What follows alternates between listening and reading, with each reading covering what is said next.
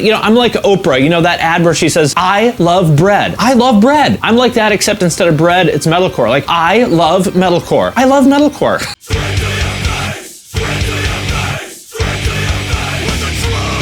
What's up, everybody? I'm Finn McKenty. This is the Punk Rock MBA, and welcome back to my What Killed the Genre series, where I look at genres that have fallen off in popularity, and I try to figure out what happened. And in today's episode, I'm going to look at what might be my single favorite genre of music, metalcore. And the term metalcore can mean a lot of different things, and I am going to do my very best to touch on all of them in this video. But when I say that metalcore fell off, the specific variety that I'm talking about is the modern Warped Tour breakdown kind of variety. Bands like Asking Alexandria, Bring Me the Horizon, Of Mice and Men, We Came as Romans, bands that sound like this.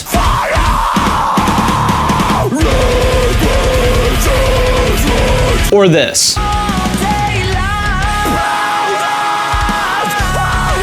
And the reason I'm focusing on those bands is because even though I grew up on the 90s metalcore bands like VOD and Earth Crisis and Ringworm and all that stuff, it was those late 2000s Rise Records, Warped Tour bands that took the genre to its peak of commercial success. And thinking about it now, it seems insane to me that at one point just a few years ago, there were metalcore bands all over the Billboard Top 10. And to be honest, I don't see any new bands that are poised to hit that same level of success, at least not anytime soon. So what happened? How did metalcore go from consistently hitting the top of the charts and flirting with legit mainstream popularity to suddenly crashing and retreating back to the little clubs and DIY venues that it came from? I think I've got a pretty good idea, but before I get into it, I wanted to let you guys know that, as many of you have asked, I made a Spotify playlist that's a bunch of my favorite metalcore songs from the past 25 years, stuff from the entire history of the genre. Check it out. There's a link in the description. I would love to hear what you think. And with that out of the way, let's get into it. Era number 1, the early years, from 1990 to 2000. In order to understand where we are today, I think we first have to understand how we got there, starting with the formative years of metalcore. And the first thing you need to understand is that metalcore was definitely not cool back in the day. Back in the early 90s, when I first started getting involved with hardcore, metal had already started to creep in via the crossover bands of the 80s like DRI and Suicidal Tendencies that combined thrash metal with punk, and with bands like Agnostic Front that added metal riffs and double bass to the New York hardcore sound, but it was still pretty controversial. There were still tons of people who thought punk and metal should never cross streams. And to some extent, I get it, because even though I've always loved the sound of metal, the culture of metal was and is very different from the culture of punk. Punk and hardcore, at least the versions that I experienced, were more about social issues, with bands like the Dead Kennedys or the Subhumans being obvious examples, or dealing with personal demons, with Black Flag being another obvious example of the kind of lyrics I'm talking about. And the DIY or do-it-yourself ethic was the way that every label, venue, zine, or other piece of the scene operated, as exemplified by labels like Discord and SST, or venues like 924 Gilman and ABC No Rio.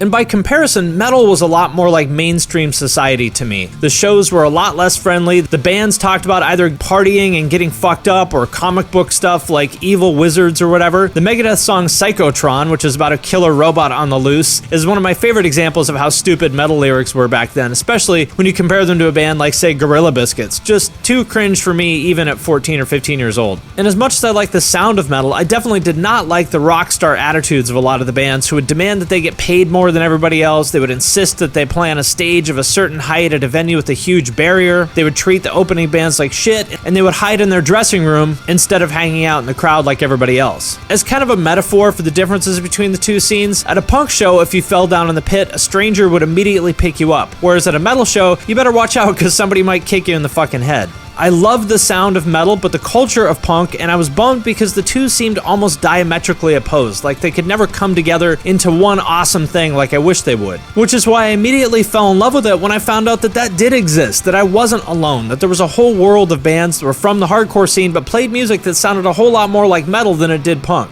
And this video is not intended to be a list of every metalcore band ever, so please don't bother telling me in the comments like, oh, you forgot this band or that band. But here's just a quick overview of some of the bands and scenes that were most interesting to me during this period of metalcore. And I'm going to roughly divide these by regions because back then the scene was very regional. First up is the East Coast, because that was definitely ground zero for metalcore in the 90s, and that scene deserves a whole video of its own. The two most important bands from the East Coast scene are definitely Earth Crisis and Converge, but also check out All Out War, Marauder, Hatebreed, VOD, Rorschach, Overcast, and Starkweather, among many others that unfortunately I just have to leave out for the sake of brevity. Again, there are literally dozens more bands that I wish I could talk about.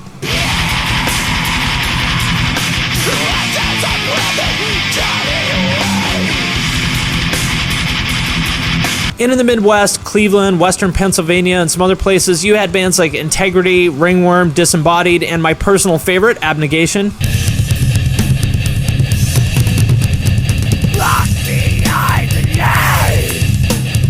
And out here on the West Coast, we had Unbroken, Botch, Fall Silent, and Gehenna, among other bands.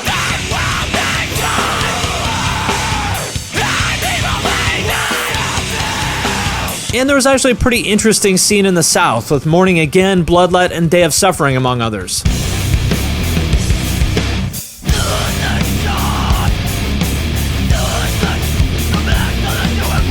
And lastly, Europe. Now, I can't comment on this with very much authority since I obviously wasn't part of that scene, but I know there were some cool European bands back then that I liked, such as Stampin' Ground, Acme, and Congress, and I do want to make sure that I give them credit where it's due.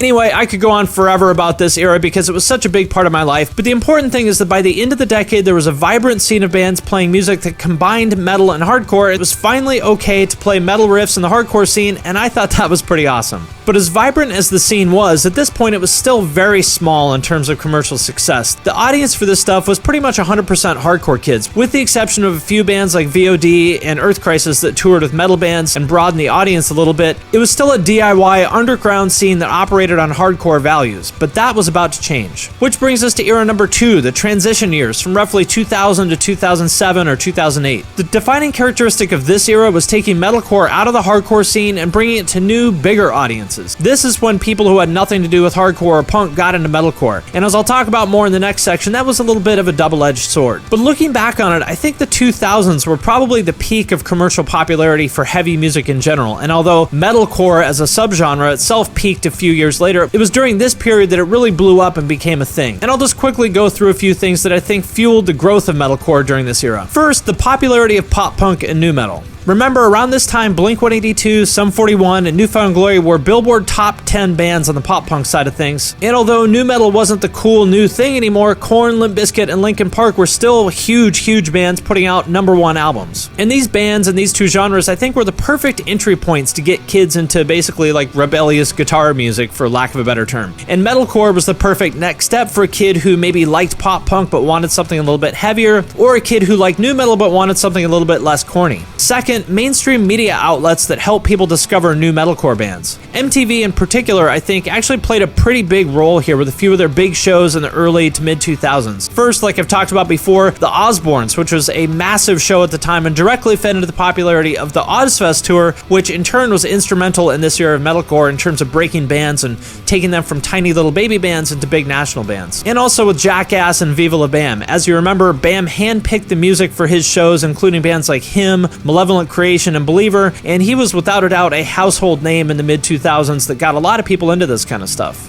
And also, MTV brought back their metal video show Headbangers Ball in 2003, featuring Hatebreed's Jamie Josta as the host. And it was actually way better than the original Headbangers Ball from the 80s and 90s. They played a ton of videos by legit metal, hardcore, and metalcore bands, unlike the original show, which was mostly like garbage, hair metal, and grunge, and maybe if you got lucky, once in a while they'd play a thrash video here and there. And lastly, Guitar Hero. This was actually a much bigger platform than I think people realize. I didn't understand this myself until recently, but it sold millions and millions of copies and I think introduced a lot of kids to metal. For example, there was even a Ferret track pack for Guitar Hero 2 or 3, I forget which one, that had the Devil Wears Prada, Chimera, and Unearth, and I'm convinced that it's also why Fall of Troy has such a rabid following these days. These games were just absolutely massive, and kids would spend hours and hours and hours playing these songs trying to get a perfect take, and they heard this song 100 times along the way. And in terms of bands, if you're watching this, and you're probably pretty familiar with this era, and you know that there are just a ton of bands, way more than I could ever possibly talk about in detail. But to me, the defining names of this era are bands like Killswitch Engage, As I Lay Dying, All That Remains, and August Burns Red. And like I said, I can't possibly talk about all the bands, but this is where you started to see like these mini sub-genres within metalcore as a whole. A couple of the ones that are most notable to me.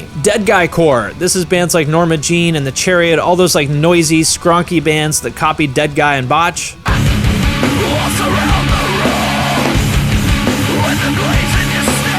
At the Gates core.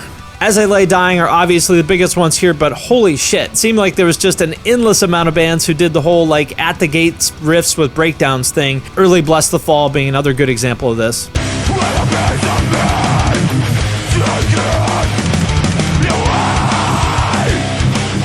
And also the weird like southern core trend of these bands who added a southern rock element, which I really don't understand at all, but it was totally a little thing at that time. Every Time I Die, Maylene and the Sons of Disaster, and He Is Legend being the biggest examples. If anybody can explain this to me, please let me know in the comments, because I just don't understand it.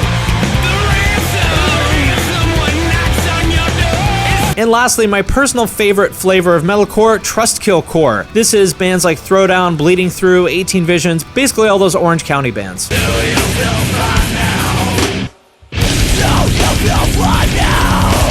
But basically, by the end of this era, metalcore was a thing. It was no longer this little underground phenomenon. It was officially on the radar. And some people would say this is when metalcore was ruined because posers and mall kids were coming into the scene, but I personally don't see things that way. I was stoked to see so many people I grew up with in the 90s hardcore scene get the somewhat mainstream success they deserved with their bands, and I thought it was awesome to see so many new faces in the scene. And yeah, maybe some of them were a little bit clueless at first, but so what? Weren't we all that overly enthusiastic, clueless kid at some point? As far as I'm concerned, the more the merrier. In hindsight, I see this as the golden age of metalcore. It was that happy medium where the scene was big enough that the bands could actually make somewhat of a living playing metalcore, but not so big that the community completely fell apart, collapsing under its own weight. But happy mediums are a delicate balancing act that can't last forever. Which brings us to era number 3, the scene years, from roughly 2008 to 2014. If you've made it this far into the video, or you've watched any of my other videos, then I'm pretty sure you know exactly what I'm talking about in this section. I'm talking about the era of MySpace, of swoopy hair, neon cartoon monster merch, sidekicks, and of course crabcore. And this is where I think the genre really did get so big that it collapsed under its own weight. And just to make it super clear for anybody who's watching that may not know what I'm talking about, the big 4 bands of this era in my opinion would be Of Mice and Men, Asking Alexandria, Bring Me the Horizon, and the Devil Wears Prada, along with of course the 9 million bands who sound like the big 4. And just to be clear, even though this era for a lot of us is defined by the endless amounts of cookie cutter, derivative, generic bands, there were actually a lot of really cool, awesome bands from this era as well. To name just a few, the Ghost Inside, Stick to Your Guns, Counterparts, and if you want to call them metalcore, some people do, A Day to Remember, who happen to be in my top 5 favorite bands of all time. Anyway, I could go on forever here and list bands all day, but this video is already long enough, so I'll leave it at that. But getting back to the larger point, I'm sure that a lot of you guys are going to point to the glut of generic, formulaic bands that sounded and looked exactly the same as the reason for the collapse of metalcore during this era, and that's definitely a big part of it. But I want to dig a little bit deeper because I think there's more to it than just that.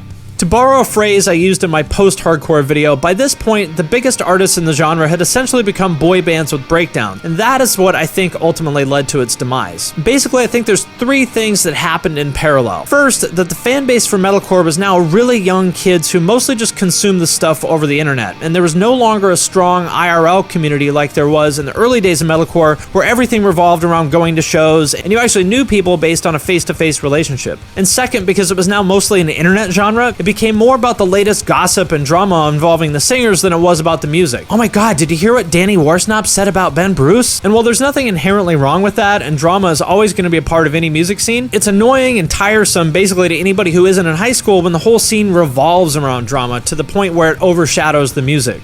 And third, that the biggest bands in the genre all stopped playing metalcore and instead started playing Red State butt rock or radio rock. As an obvious example for anybody who might not be familiar, here's how Of Mice and Men changed their sound. From this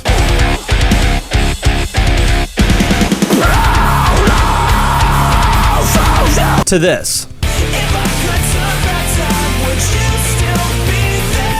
Night and day. And I totally get why. I don't blame them for it, because they'd pretty much hit the ceiling of what they could do playing metalcore, and they needed to do something more accessible if they wanted to reach a new audience. But still, if the biggest bands in the genre walk away from metalcore, what does that say? That sends a pretty clear signal to the fans about the future of the genre, right? And the net result of all these things happening at the same time is that the core metalcore audience, the people who cared about the music and the community, basically I think just lost interest because it really wasn't metalcore anymore. It was just a bunch of butt rock and drama. And then when the fanboys and fangirls grew up and lost interest, as they always do, poof, there was no audience left. Kind of like when somebody stage dives and everyone runs away and they just faceplant on the floor.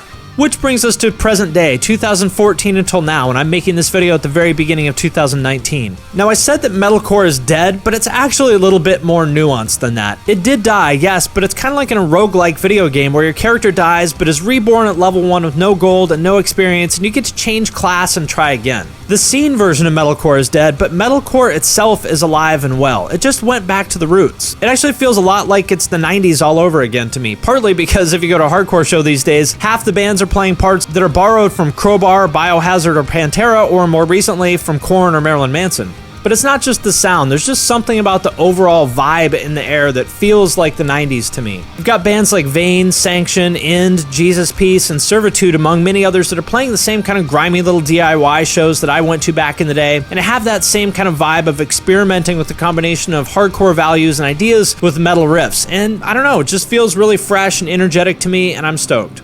And although these days metalcore as a genre may not be as commercially viable as it was in the past, you never know what might happen. Code Orange and Knocked Loose are getting some pretty real traction. Code Orange was nominated for a Grammy, and with rappers like Post Malone and Lil Uzi Vert getting bands like Power Trip, The Faceless, and Lorna Shore on the radar of mainstream audiences, who knows what's next? Wow, that was a long one, but you know what? This shit was a big part of my life, still is a big part of my life, and I've got a lot to say about it. But now I want to hear from you guys. Let me know in the comments what you think about the rise and fall and potential rise again of metalcore. Where did you come in? Are you an old man like me that was there from the beginning? Did you come in during the golden years of Ozfest and Viva La Bam and Headbangers Ball and all that? And I know a lot of you guys are former crabcore kids too. What are you into now? Are you still into metalcore? What did you think of the old stuff that I talked about? And like I said, I made a Spotify playlist that includes stuff from every era of metalcore, from way back in the day to brand new stuff, because when it comes to metalcore, I like all of it. I'm like Oprah, you know that ad where she says, I love bread. I love bread. I'm like that, except instead of bread, it's metalcore. Like, I love metalcore. I love metalcore.